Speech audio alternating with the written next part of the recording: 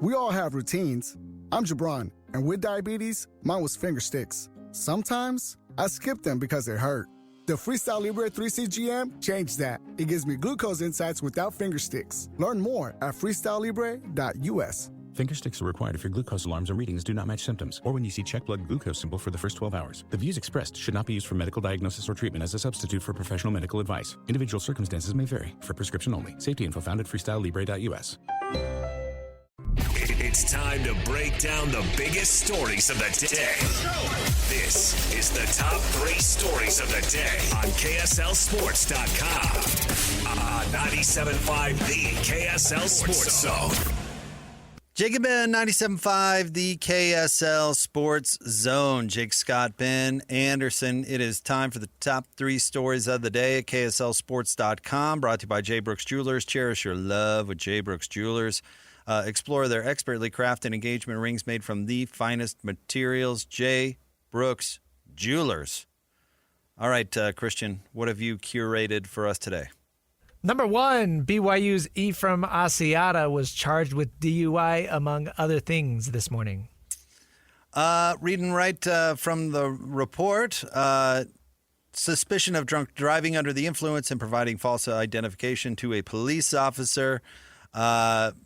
Let's see here. Quote, BYU had a statement, said, quote, we are aware of the situation and it is currently under evaluation by the university. He was pulled over. Apparently, Ben, this happened a while ago, July 2nd. 2 other people were in the vehicle. He identified himself by JF, apparently at some point handing over documents that were not his. A deputy reported smelling alcohol in the car, noticed his red glassy eyes. He took a sobriety test and failed. And a portable breath test was administered showing a blood alcohol content of 0.087. Okay. So he was over the legal limit. This was not just an underage person drinking. I don't know how old he is. After his arrest, deputies obtained a warrant for blood and urine samples, and a urine sample came back positive for alcohol and for THC. So that is what we know. Okay, not great for BYU.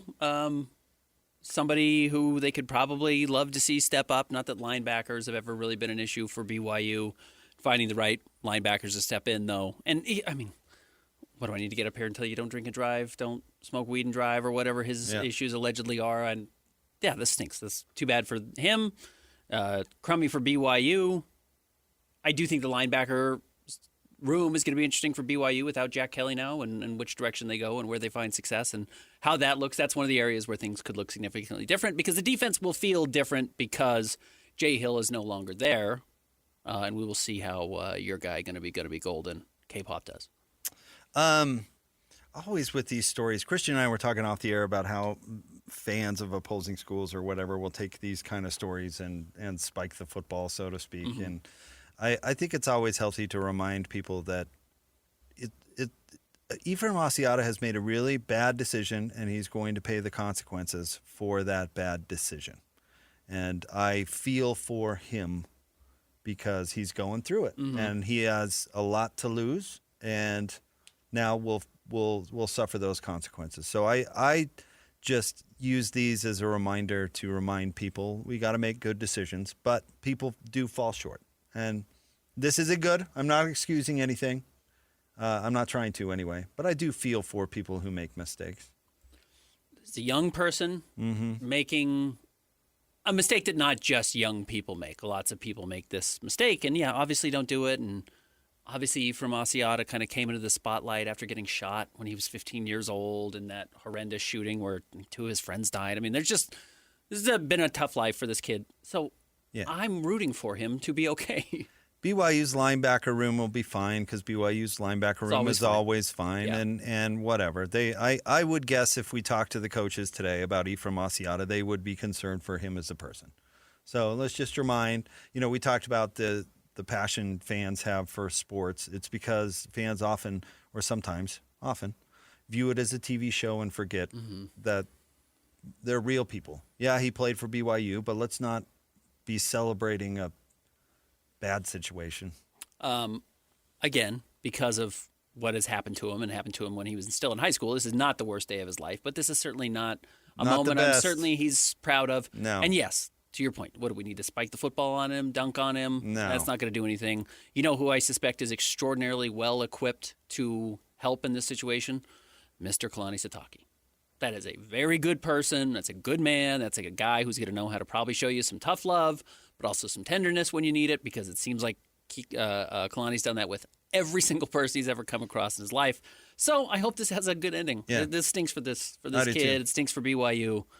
It would stink if it was at any school. So hope things turn out well for him as a person in general. Agreed. And in this situation, and he can move past it. And also, I hope he gets room to move past it. Yep. I hope people give him space Yeah. to grow up. Totally. And on a day like today where the news breaks, and I'm sure he's doing his best to avoid it all, but tough. Yep. All right, what's next? Number 2, The Athletic put out an article yesterday ranking college football teams by their valuation. He has Utah as the most valuable team in the Big 12. Yeah, so this is kind of an interesting article. So I purposely didn't read this, and I can explain. I could explain to you why, but explain it to me, because Okay. maybe I'm wrong.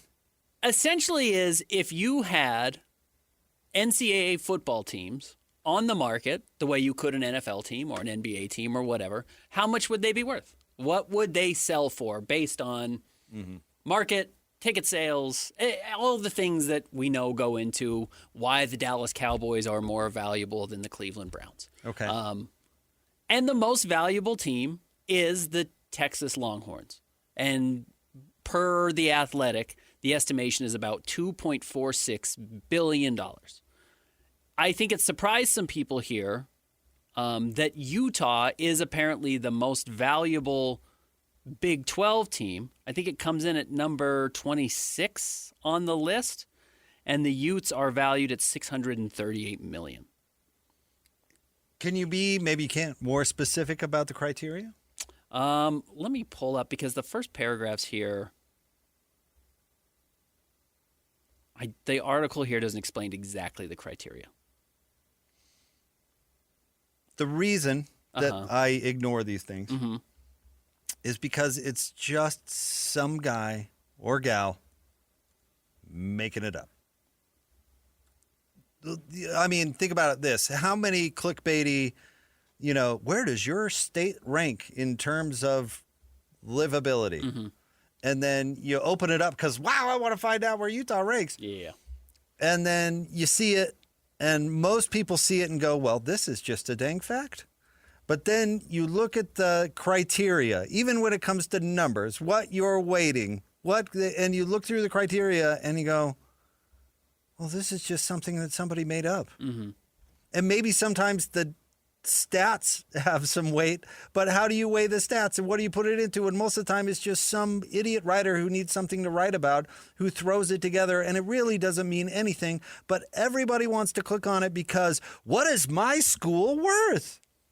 So I have no idea what these schools are worth. I mean, even people who are supposed to know such things, like the Utah professor who knew how much the Pac-12 was worth in a media rights negotiation, even people who are like a professor on the subject are really just talking out their rear end. Yeah. So I ignore that sort of thing on purpose because people get all bent out of shape about it, and you know what it means?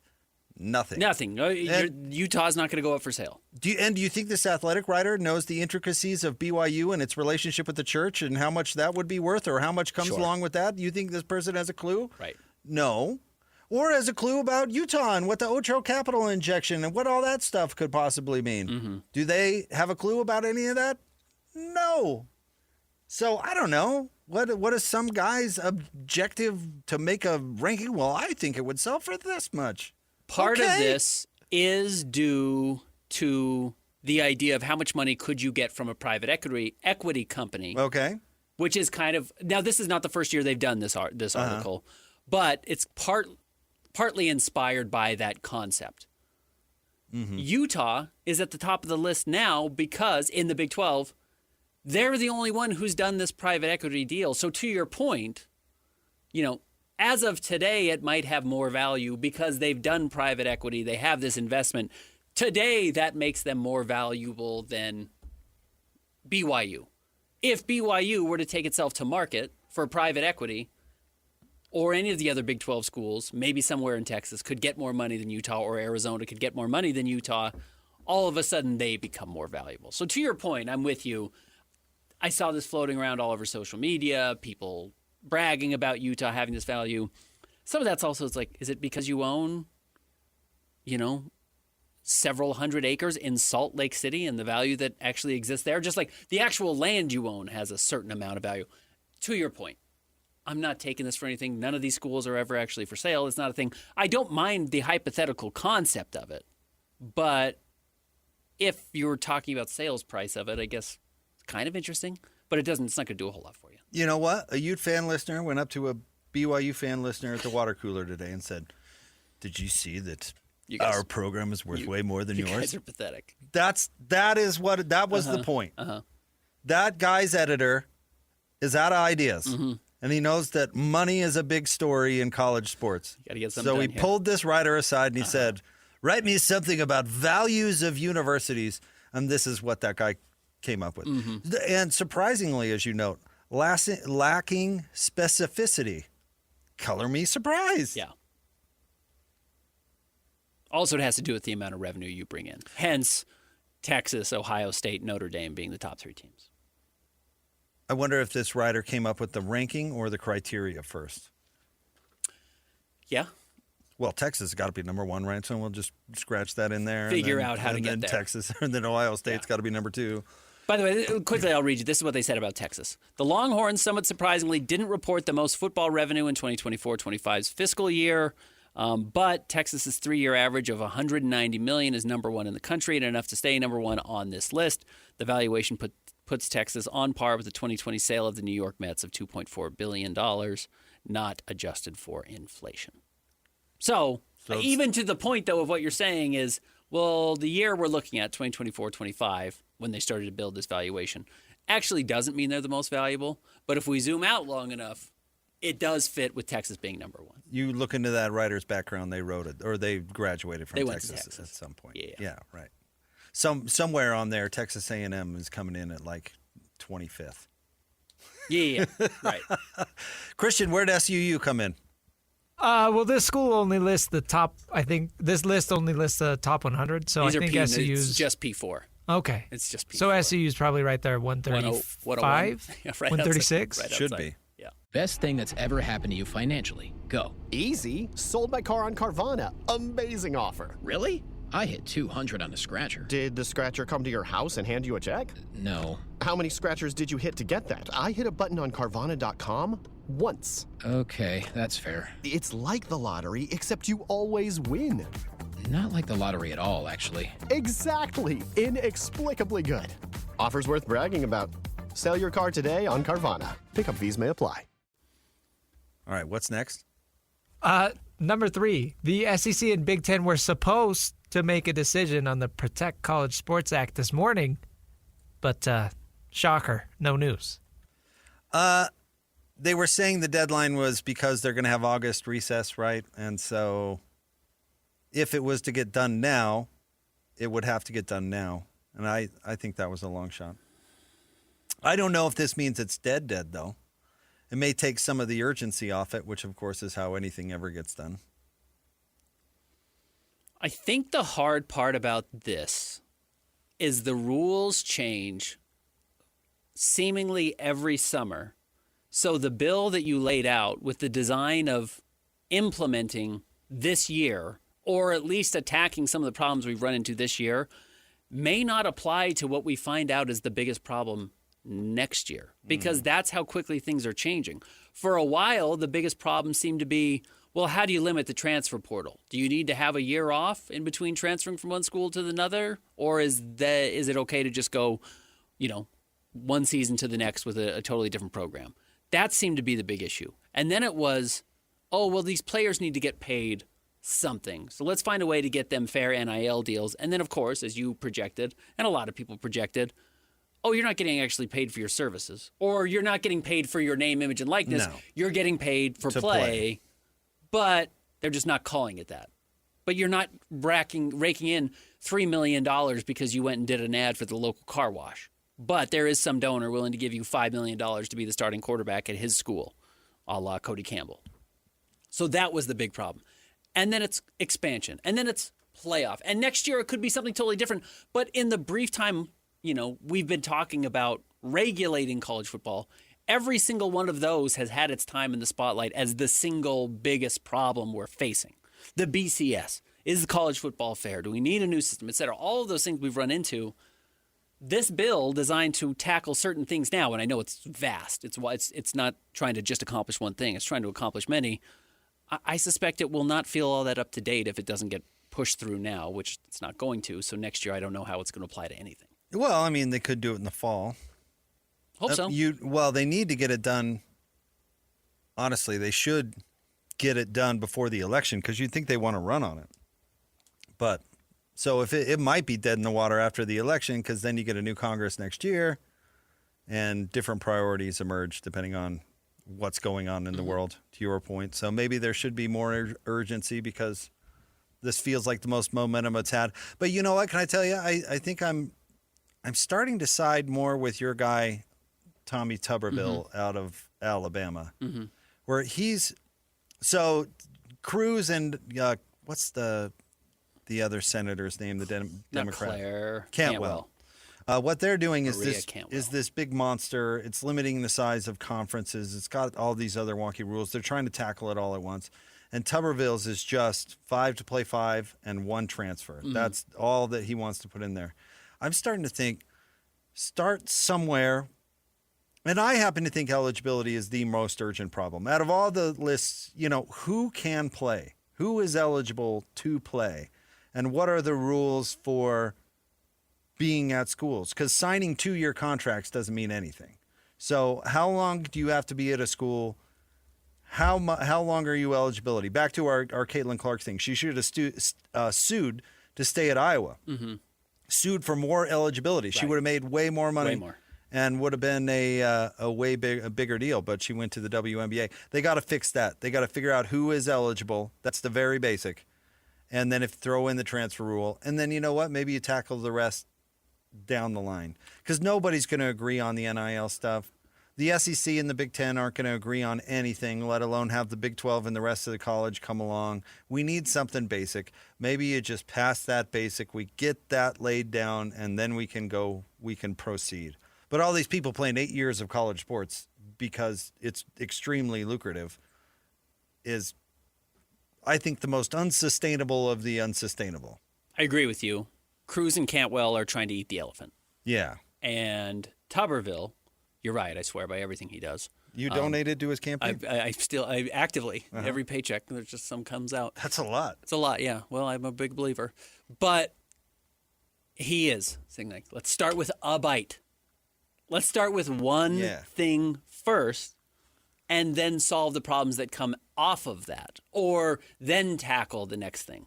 But trying to get it all done in one huge bill is obviously going to be impossible. But the fear is that you have the votes now. We don't know if he has the votes, but if you have the votes to pass it, you may never have the votes. You may never get them again. You may never get the votes again. Right. That's why they jam a zillion things into every bill that actually has the votes to pass, because they're like, we may never get the votes again. Right. There's some popularity for this now. Let's put everything we can into whatever. Because that is the fear. The big, beautiful bill or Obamacare or whatever. Every party does it. Oh, have you ever looked at what's actually included in the farm bill? No. It's far from just everything. Agriculture. Yeah. It's just how it works. So that's the big fear is like you can strip it down and get it over the hump for a couple of rules, but man, the rest may never get there. But that's the risk you got to run, I think. Yeah. Because they gotta figure out eligibility. That's true. I'm with you. That might be the best place to start. All right, more next. 97.5, the KSL Sports Zone.